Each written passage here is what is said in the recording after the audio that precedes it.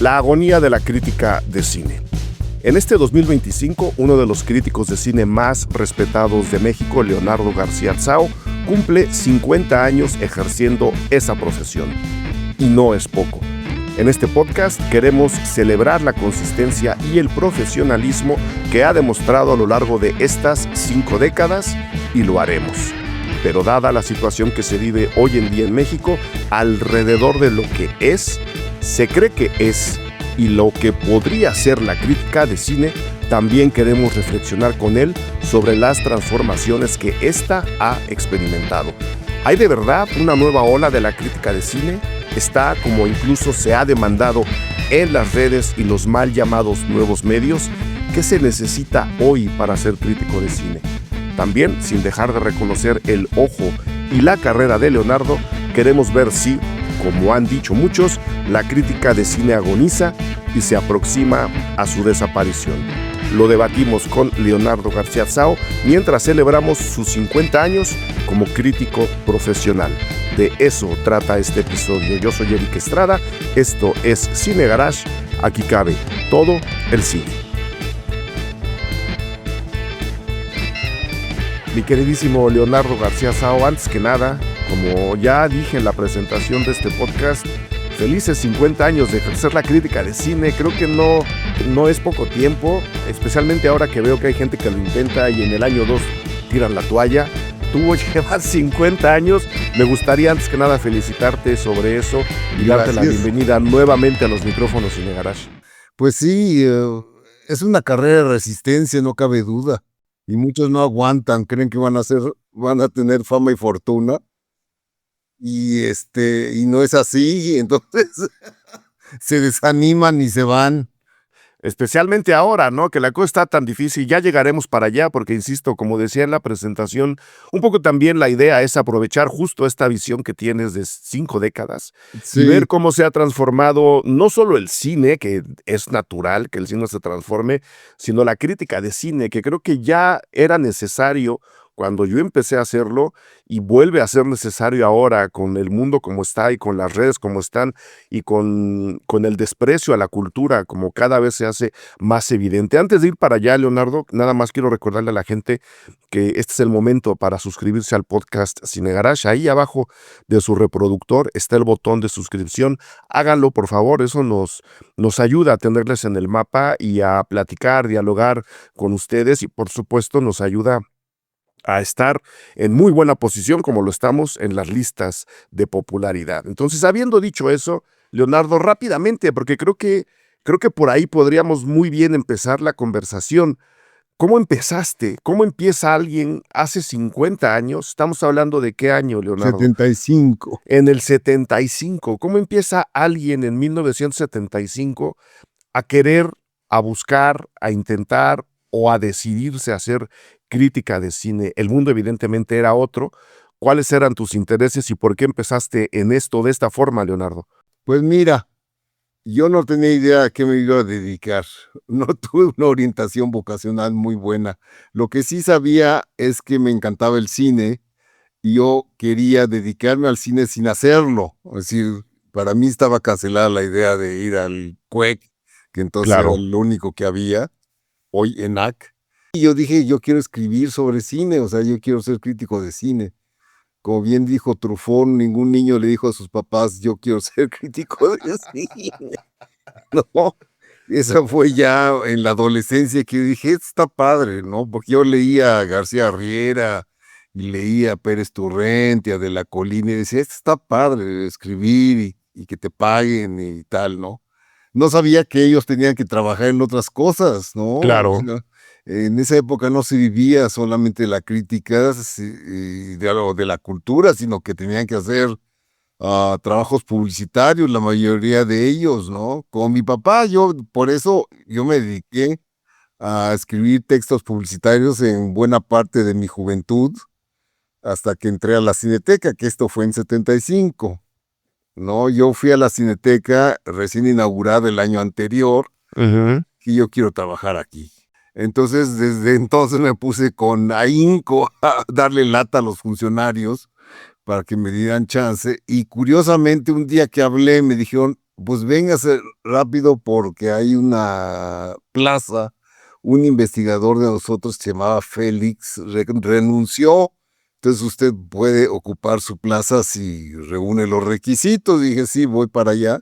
Entonces me hicieron un examen, lo pasé y me dijeron, bueno, bienvenido a la Cineteca. Entonces yo era el hombre más feliz del mundo y no exagero, no es un lugar común porque después de estar trabajando en agencias, escribiendo slogans y eso, de repente me dedicaba yo a ver películas y a criticarlas, lo cual Claro, claro. era el maná del cielo. Entonces, para mí fue una revelación. Yo ganaba mucho mejor en las agencias, por supuesto. Sí, por supuesto. No, entonces tuve que rebajar mi sueldo al entrar a la Cineteca, cosa que mis papás dijeron, estás loco, ¿cómo vas a trabajar por menos? Pero no, era realmente la realización de mis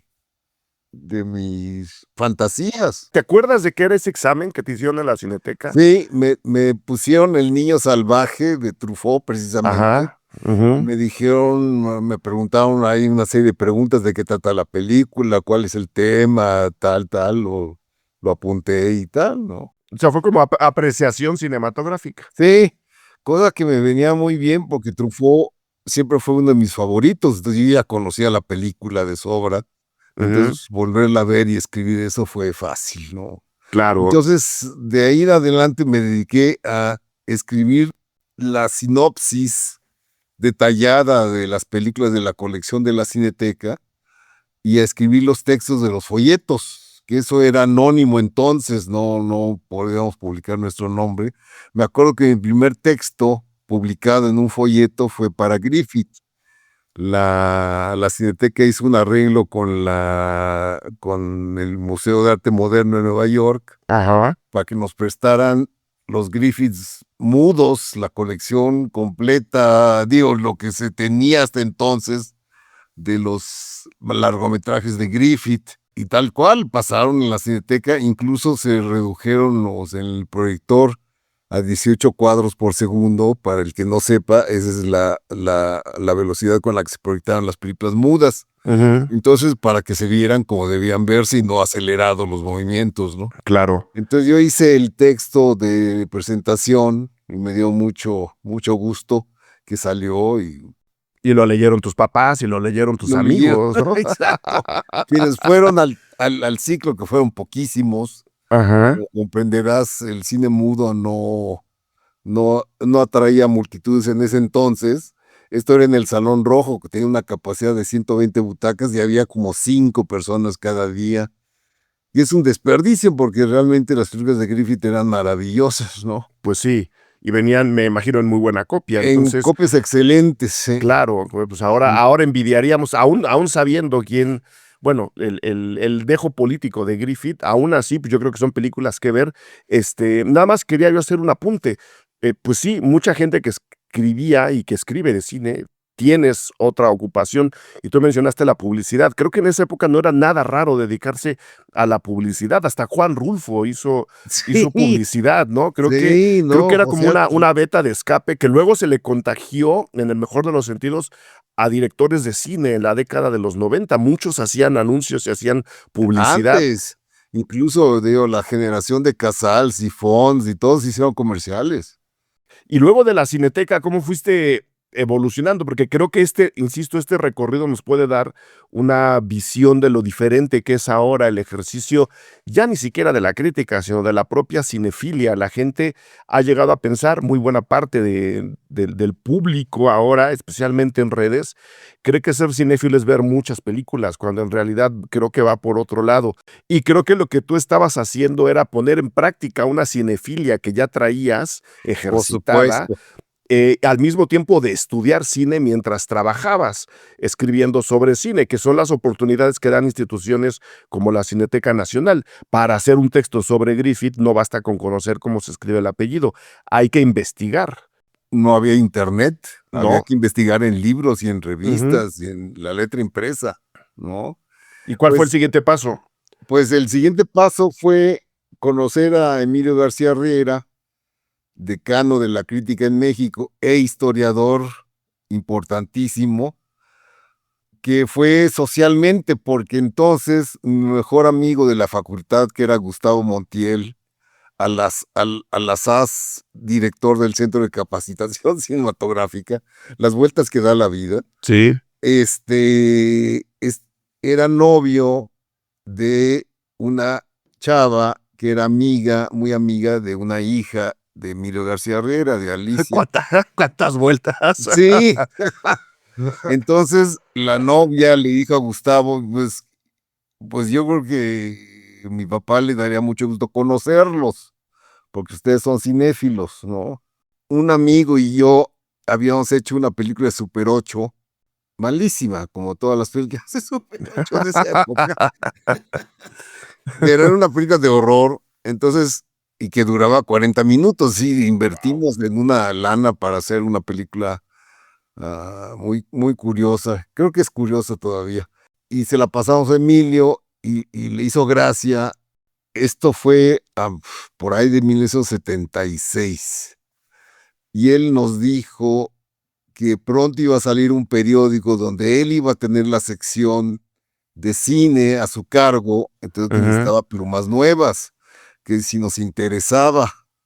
Por supuesto dijimos que sí. Que sí, pues sí. Sí, entonces esto fue en el 77 cuando aparece el 1+1, periódico hoy desaparecido, pero que en esa época era la respuesta al escándalo de Excelsior.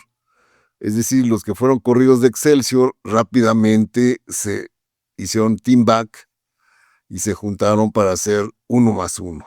Que era el periódico Rebelde, para resumirlo, ¿no? Sí, tal cual. El periódico Rebelde, y ahí empiezas a firmar tus propios textos. Ya firmo mis textos. Me acuerdo mi primera crítica fue sobre Alucarda. Ok. De Juan López Moctezuma, que la puse como camote.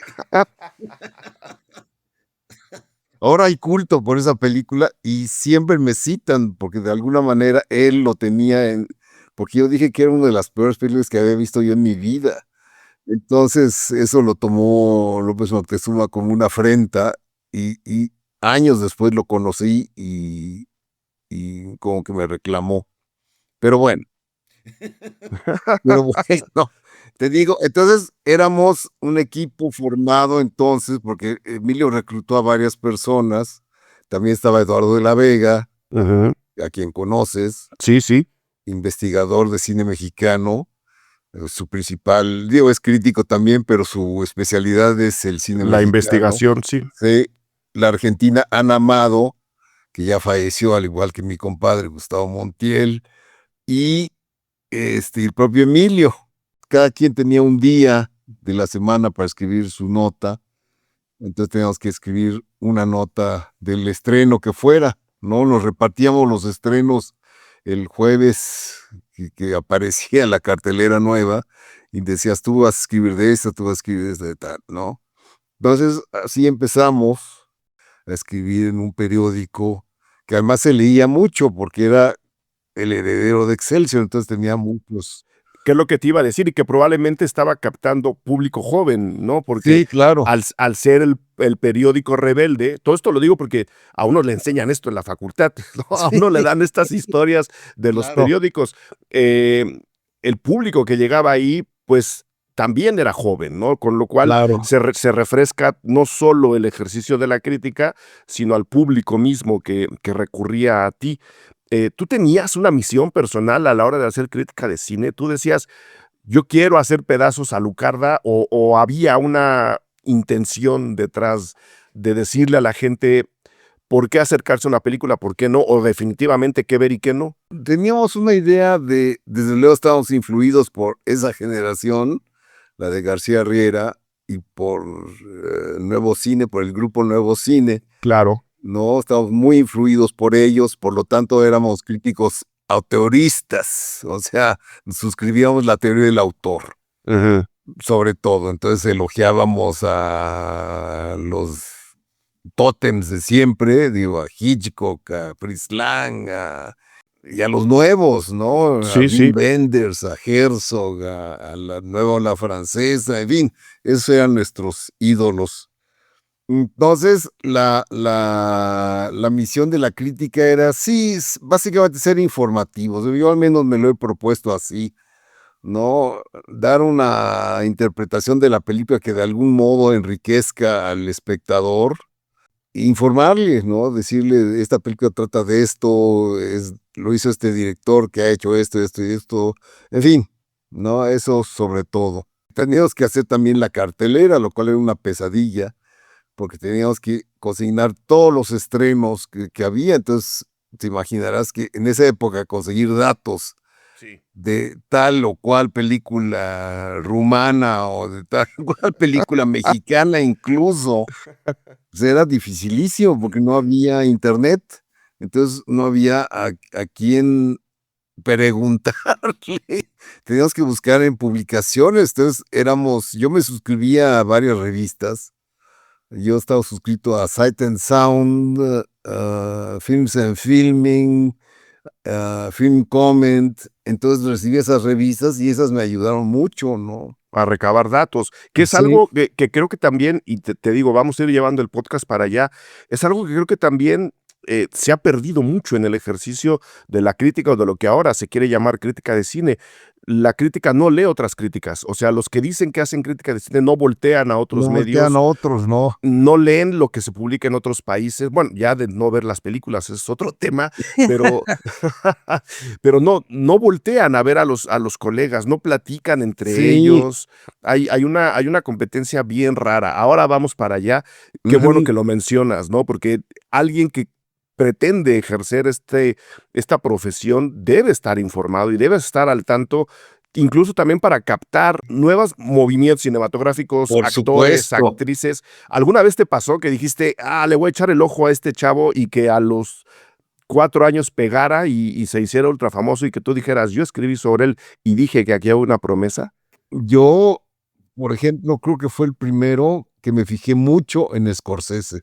Ok, No, Scorsese empezó en los setentas. sí, Entonces, cuando yo empecé a escribir de él, ya había hecho Taxi Driver, Calles Peligrosas, o sea, no era un desconocido, pero y está consignado en la revista Imágenes, que después sacamos, el mismo grupo que hacía el Uno más Uno, sacamos una revista efímera, como suelen ser las revistas de cine, se ujú, llamaba Imágenes, y ahí me encargó Emilio un artículo en entregas sobre los diferentes directores que formaron el nuevo cine hollywoodense, ¿no? Que eran De Palma, Coppola, todos esos. Y yo puse, cuando me tocó escribir Scorsese, dije, ese es el mejor de todos ellos. ok. Y todo el mundo me decía, no, ¿cómo crees? Ahí Yo está decía, Coppola y El Padrino. todo el mundo me rebatía y dije, no, a mí me parece que este es el bueno.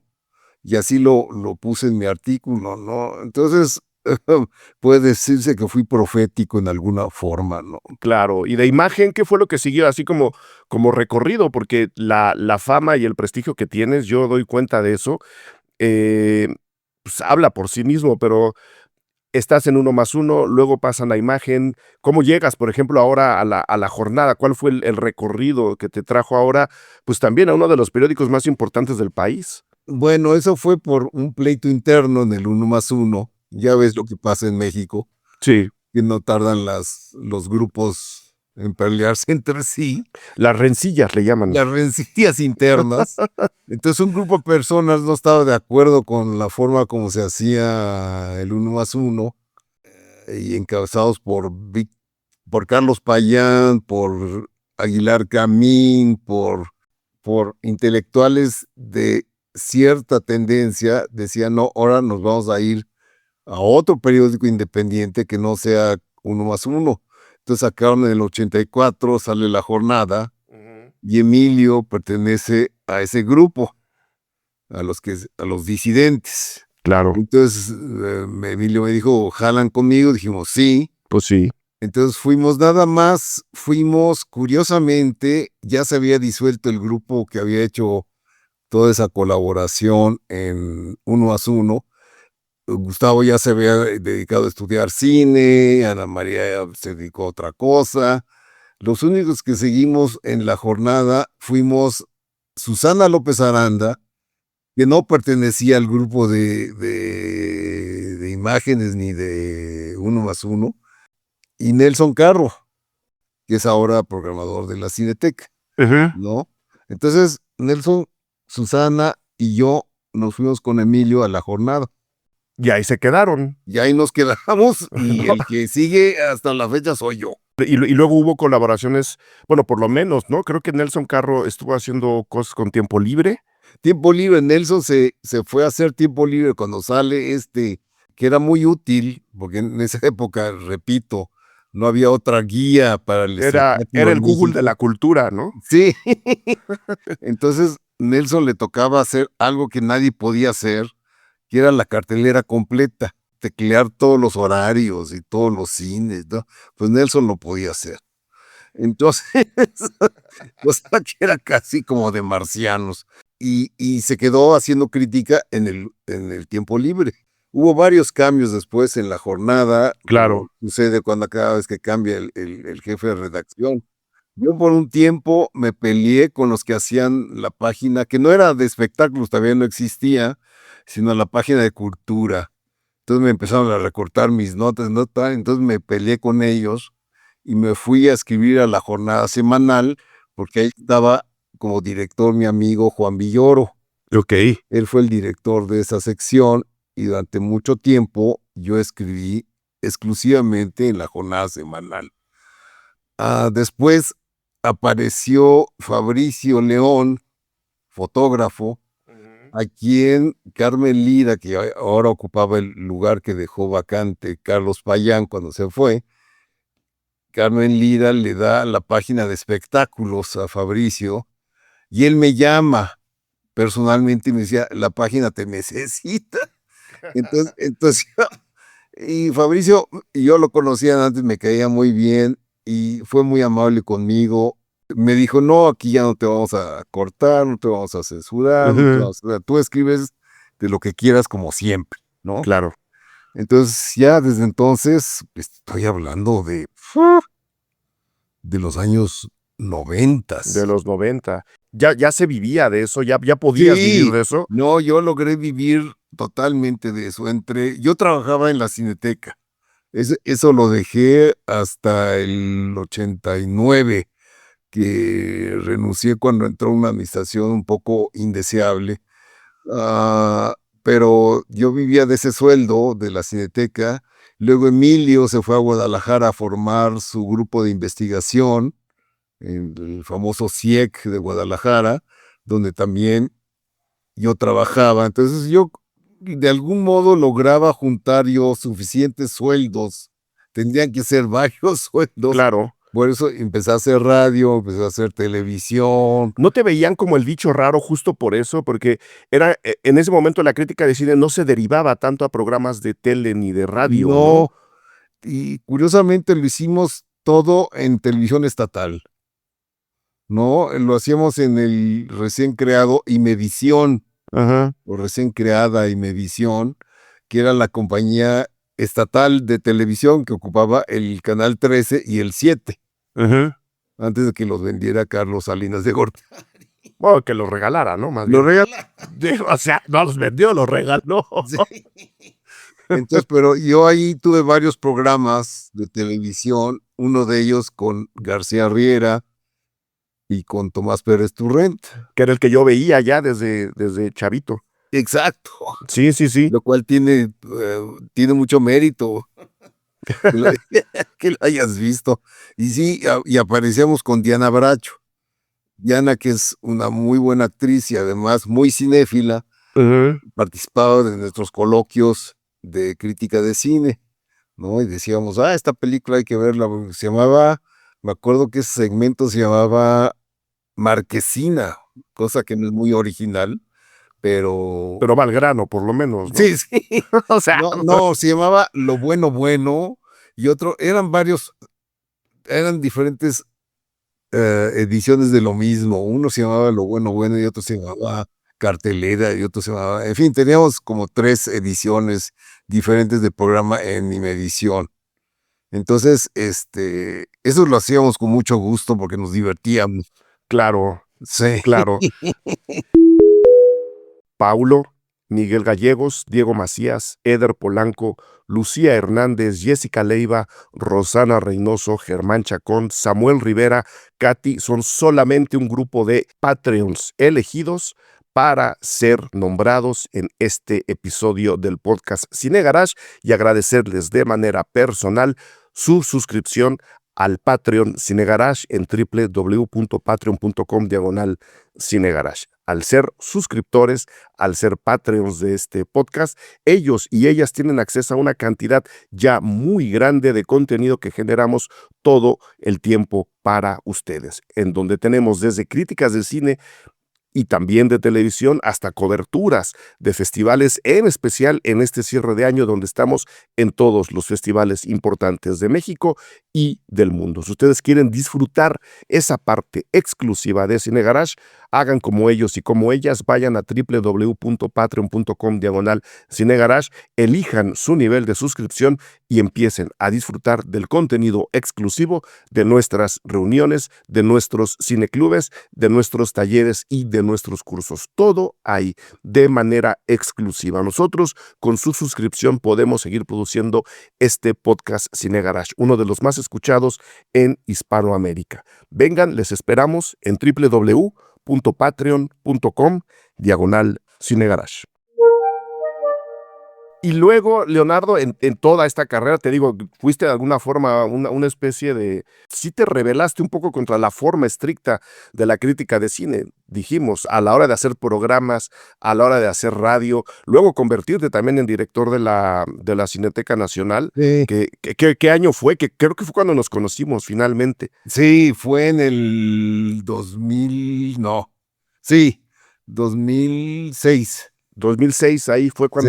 cuando nos conocimos, que llegaste a Ajá. dirigir la Cineteca Nacional. Encontraste otros rumbos de la crítica de cine Sí. que creo le abrieron luego el panorama a mucha gente, en donde me incluyo, que luego nos llamaban a nosotros, ¿no? Ustedes están haciendo también nuevo camino en la crítica, entrando a las redes y haciendo haciendo videocríticas, por ejemplo, ¿no? Sí, claro. Ese es otro tema, no quiero hablar de lo que me tocó a mí vivir, pero creo que tú has visto una transformación de la crítica de cine, no solo por el tiempo que la llevas ejerciendo profesionalmente y con ética, sino porque pues, te ha tocado lidiar con mucha gente. Has tenido la amabilidad de invitarme a varios proyectos junto con otros colegas, como Fernanda Solórzano, Ernesto Díaz Martínez, Hugo Lara, y me gustaría que me dieras tu opinión sobre estas transformaciones, sobre dónde crees que está ahora la crítica de cine y sí, como creo yo,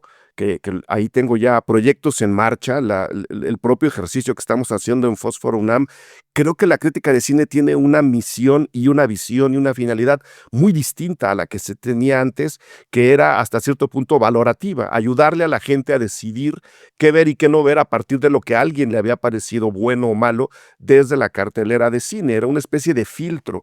Creo que la Sí. crítica de cine en un mundo como el nuestro debería de transformarse, pero antes me gustaría conocer tu punto de vista sobre las transformaciones que te ha tocado ver a ti sobre el ejercicio de la crítica, Leonardo. Bueno, siempre hubo charlatanes, siempre los hubo. O sea, yo recuerdo muchos críticos que lo intentaron y eran muy malos, ¿no? Okey. Y no tardaron mucho en dedicarse a otra cosa.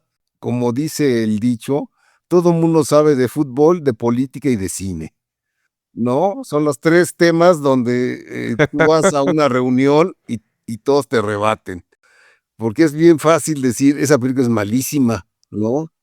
"Esa película no me gustó, me pareció aburridísima", y creen que eso es la crítica. Sí, Cuando en realidad es otra cosa, desde tu es propio otra cosa. ejercicio lo has demostrado, ¿no? Es ser más analítico por lo pronto, ¿no?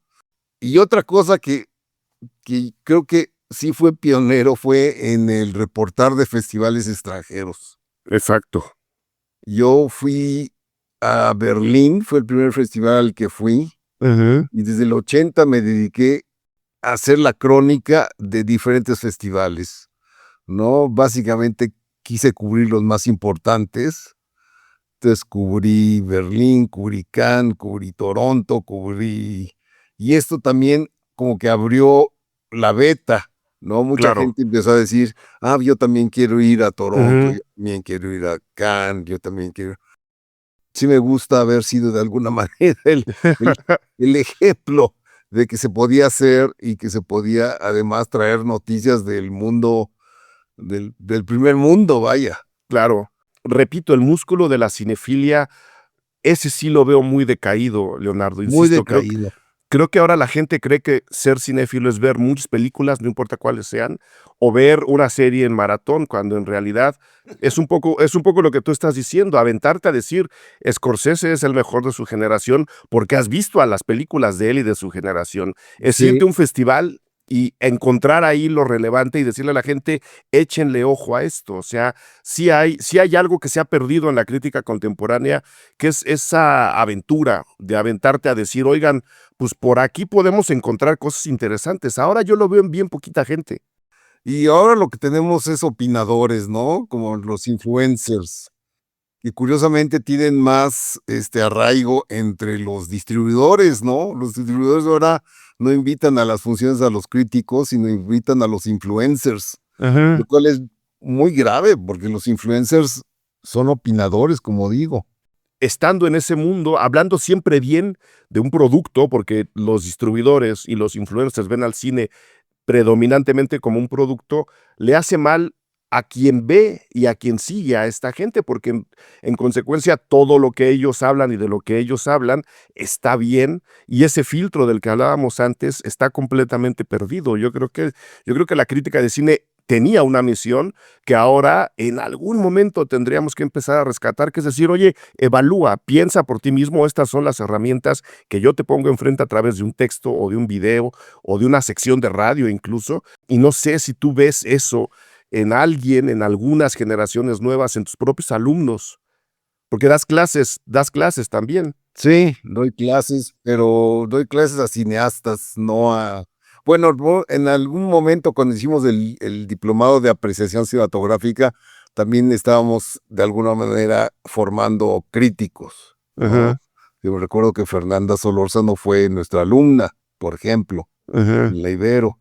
Y debo decir que no hemos encontrado una gran generación que venga atrás, que diga: "Aquí estamos", ¿no? Me da optimismo la presencia de personas, jóvenes como Huidobro, Sergio Huidobro Ajá, o Arturo Aguilar, ajá. ¿no? Que son más o menos jóvenes todavía, y eso me da un poco de confianza de saber que todavía la flama la llevan, la portan algunos que valen la pena, ¿no? Y sin embargo, los concursos de crítica de cine se llenan. Lo que no tenemos es medios que quieran hablar de cine, porque Claro, yo creo, no sé si tú compartes esa opinión, de repente es necesario hablar mal de algunas películas. por Creo que supuesto. en ese mundo en donde todo está bien y todo está Ujú. de acuerdo, creo que especialmente los medios independientes tienen hasta cierto punto la obligación, no de hablar mal por hablar mal, sino de hacer notar cosas que no vienen al caso discursivamente, técnicamente, ¿no?, de las películas. Y eso está en los medios independientes. Tendrá que ver también con esa crisis de medios, Leonardo, tú que empezaste en lo tradicional, tradicional, que era una sección de cine, saltaste a la revista y has visto cómo se transformó tu carrera. ¿Tendrá que ver que ya no hay medios interesados en la cultura? De hecho, en Estados Unidos ha llegado al punto donde ya corren a los críticos. Hace poco me enteré que Michael Phillips, a quien conozco, que era un buen crítico del Chicago Tribune, llegó un momento hace poquito, hace una semana, le dijeron: "No, ya se acabó, no nos interesa la crítica de cine", ¿no? Y eso es en Estados Unidos, que se supone y se acabó La quitaron de un día para el otro. de un día para el otro. A Hoberman, que para mí es el mejor crítico de su generación, le desapareció en el Village Voice, que era su, y ahora hace un podcast, Sí, sí, sí. ¿no? Que digo, eso es la forma de mantenerse, ¿no? Creo que Fernanda Solórzano, por ejemplo, la leen en letras libres, pero sobre todo la ven en sus, En sus videos. sí, en sus videos. que ha ganado un culto. O sea, yo veo en los festivales cómo se acerca la gente a tomarse fotos con ella, porque sí, Fernanda es una de las mejores críticas que tenemos. Esos son los datos esperanzadores que tengo, que no nos va a arrollar la inteligencia artificial. Especialmente porque la inteligencia artificial no haría jamás una mala reseña de una película. Exacto. O sea, eso creo que lo tenemos claros todos. E insisto, sí, de repente hay que hablar mal de lo que está mal en las películas. Pero coméntame este otro fenómeno. ¿Por qué los cursos de apreciación cinematográfica, ahí hablo desde mi propia experiencia, y los concursos de crítica, en particular el de Fósforo que hace Ficunam, de donde salen los colaboradores de Fósforo, la revista digital de la Filmoteca, ¿por qué se llenan? O sea, ¿a dónde se está yendo toda esa cinefilia? Y por otro lado, nada más voy a dejar el dato. Antes era de alguna forma normal que quien escribía crítica de cine estudiara comunicación, periodismo, que insisto, es una plataforma que la crítica o quienes dicen hacer crítica ahora han perdido por completo, con lo cual no hay responsabilidad ni ante lo que se firma ni ante lo que se dice. Antes venían más o menos de carreras de ese lado. Ahora, muchos de los colaboradores de Fósforo vienen de filosofía y letras, vienen de letras inglesas, vienen de historia del arte. Entonces, creo que también por ahí podemos ver un halo de esperanza, Leonardo. Sí, tú lo ves en los concursos. Nosotros cuando hicimos la revista Dicine, que fue una revista duradera, cosa milagrosa, hasta que llegó el error de diciembre y nos mató. Bueno, mató a todo el país, ¿no? Mató a todo el país, incluyendo Dicine. Hacíamos concursos y de ahí salió Ernesto Díez Martínez, ¿no? Entonces, que también es muy bueno. Una amiga, por ejemplo, me enseñó una crítica hecha por ChatGPT. ¿Quieres ver cómo es ChatGPT? Me dijo, vamos a poner los datos de la película. Y salió la crítica, una crítica perfectamente legible, ¿no? Pero que daba datos, ¿no? Y nada más. ¿No? Que eso no es la crítica de cine, No, ¿no? daba datos sin un punto de vista, sin sentido del humor.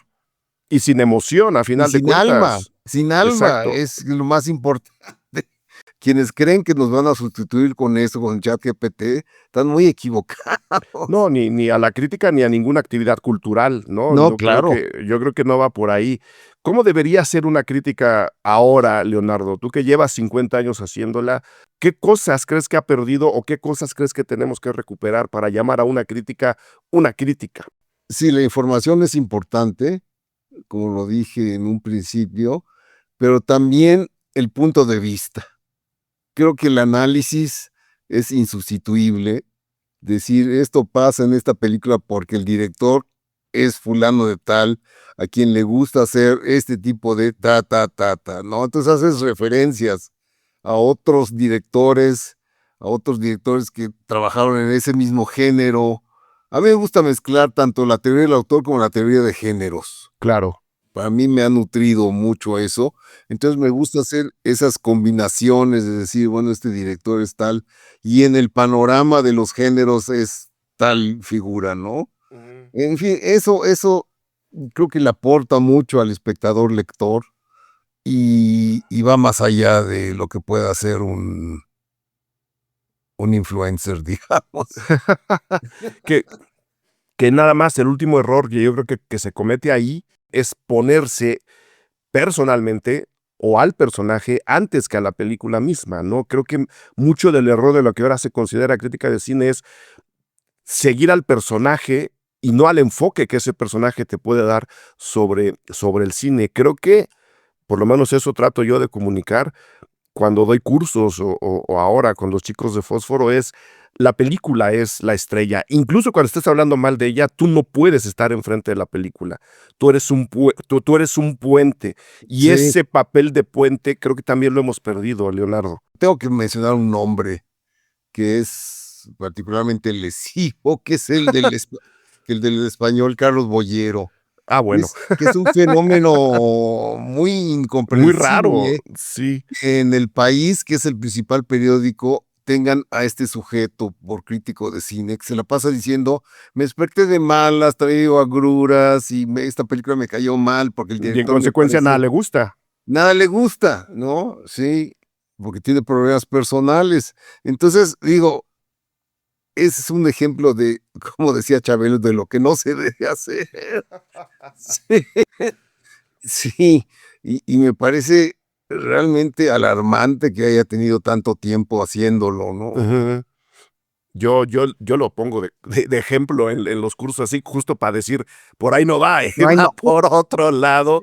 Pero bueno, ahí está tus apreciaciones sobre la crítica de cine contemporánea. Yo creo que todavía hay luz al final del túnel. Lo veo, te digo, con estas plumas nuevas que creo que poco a poco tendrán que ir sobresaliendo.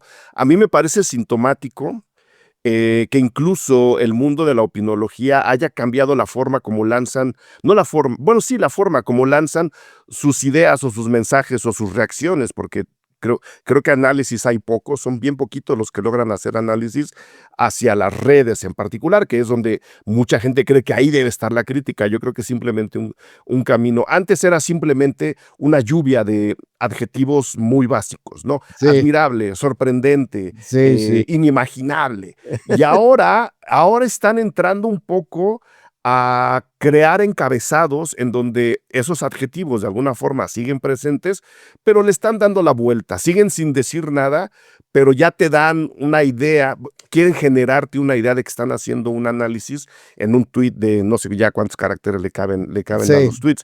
A mí el hecho de que estén transformando su forma de redactar tweets, ya yo, ¿no? Con lo poco optimista que soy, me hace pensar que incluso ellos se están dando cuenta que lo que están haciendo no trae ningún beneficio y pues sí está gacho dedicarte a algo que no trae ningún beneficio, ¿no? Sí, Entonces, habrá algunos que estén reaccionando. Yo lo veo cada vez más, ¿no? Están como en la contraportada del libro, que no te dice nada, pero está lleno de palabras que dices, ah, mira, a lo mejor aquí hay algo. Eso es lo que están haciendo ahora desde la opinología. No todos, ¿no?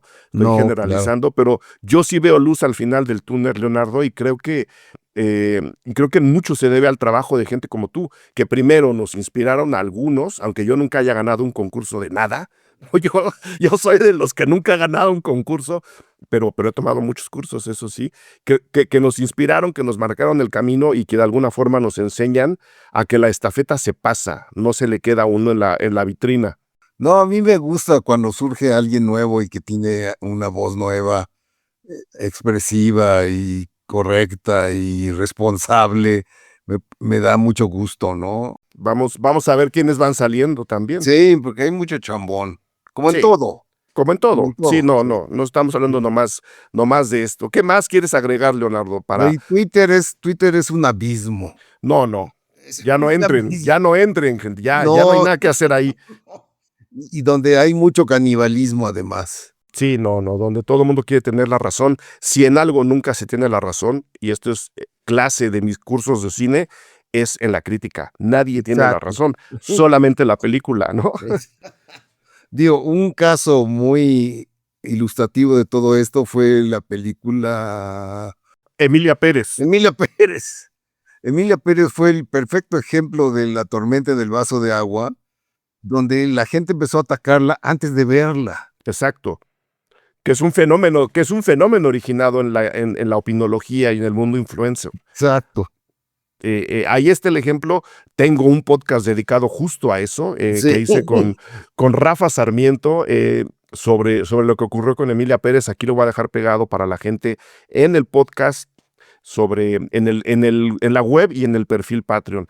Pero ese es justo el ejemplo, ¿no? Y eso es justo lo que acaba siendo la opinología, que no tiene ninguna base y que dice las cosas por decir. Creo que la responsabilidad es lo primero que tendríamos que recuperar para hablar de lo que sea, ¿no? De política, de fútbol, de lo que sea, la responsabilidad ante un micrófono o ante el teclado. Pues nada más, Leonardo, felicitarte nuevamente por 50 años de Gracias. carrera. Tu cumpleaños, estamos grabando un 20, ¿qué? ¿2? Do- 21 21. de En 2 octubre. días es mi Eh, cumpleaños. en 2 días es tu cumpleaños, estás cumpliendo 50 como crítico. Creo que eres una de las personas a las que se tiene que leer. Tendremos que volver a la crítica de Alucarda, la voy a buscar y la voy a encontrar. Y agradecerte que hayas venido al podcast Cine Garage, Leonardo. No, al contrario, me encanta estar en Cine Garage. Ya sabes que lo hago con mucho gusto. Y gracias por lo que dices sobre mi carrera. La gran ventaja de esto es que nunca he sentido que he trabajado. Yo los domingos no tengo esa zozobra que tiene la mayoría de la gente que dice, ay, mañana es lunes. Mañana. No, para mí es otro día donde voy a ver más películas, voy a escribir más cosas y ya. Muy bien, pues síguelo haciendo, Leonardo, porque te seguimos leyendo. Gracias. Muchísimas felicidades. No, gracias, un abrazo. Gracias por escuchar Cine Garage. Si nos escuchas en Apple Podcast, regálanos una reseña para que más gente descubra este podcast. Suscríbete a Cine Garage siguiéndonos donde sea que escuches este programa para enterarte de nuestros próximos episodios. Cine Garage es parte de Sonoro. Ingresa a sonoromedia.com para escuchar más de los podcasts que aquí se producen.